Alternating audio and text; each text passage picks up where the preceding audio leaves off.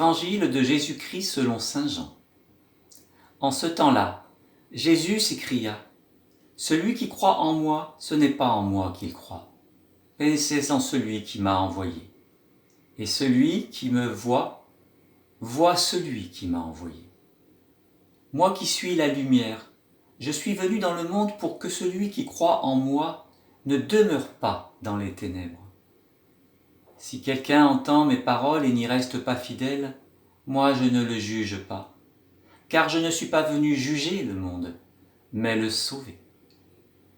Celui qui me rejette et n'accueille pas mes paroles aura pour le juger la parole que j'ai prononcée. C'est elle qui le jugera au dernier jour. Car ce n'est pas de ma propre initiative que j'ai parlé.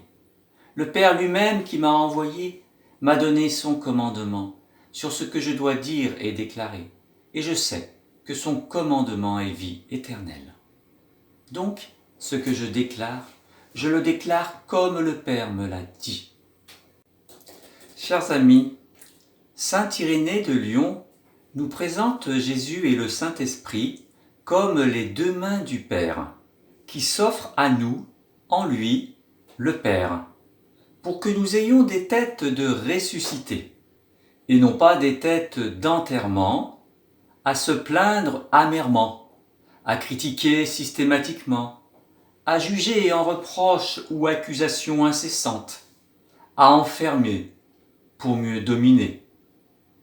Tant et si bien que nous en devenons minés de l'intérieur et offrons aux autres de tristes et pâles figures de la lumière qui pourtant devrait jaillir de nos cœurs de publicains repentis.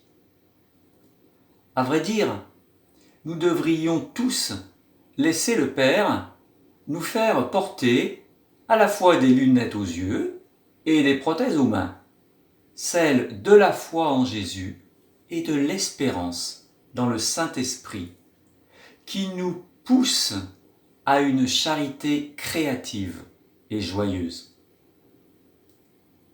Si au soir de notre vie, nous sommes jugés sur l'amour, le Père lui-même qui m'a envoyé m'a donné son commandement sur ce que je dois dire et déclarer, et je sais que son commandement est vie éternelle.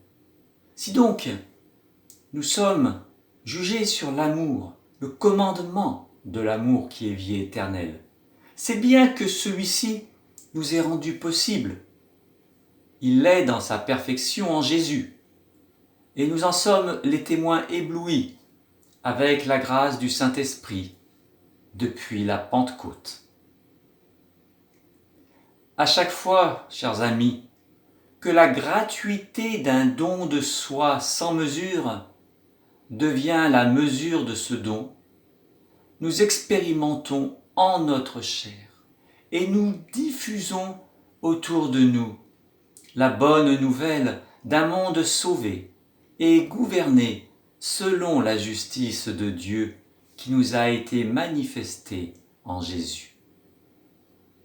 Alors, prenons cette résolution de nous donner les moyens de vivre dans une sobriété heureuse qui associe jeûne et prière pour entendre en Église la voix du Seigneur.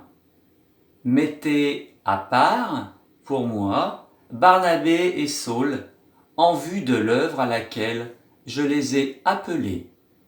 Amen.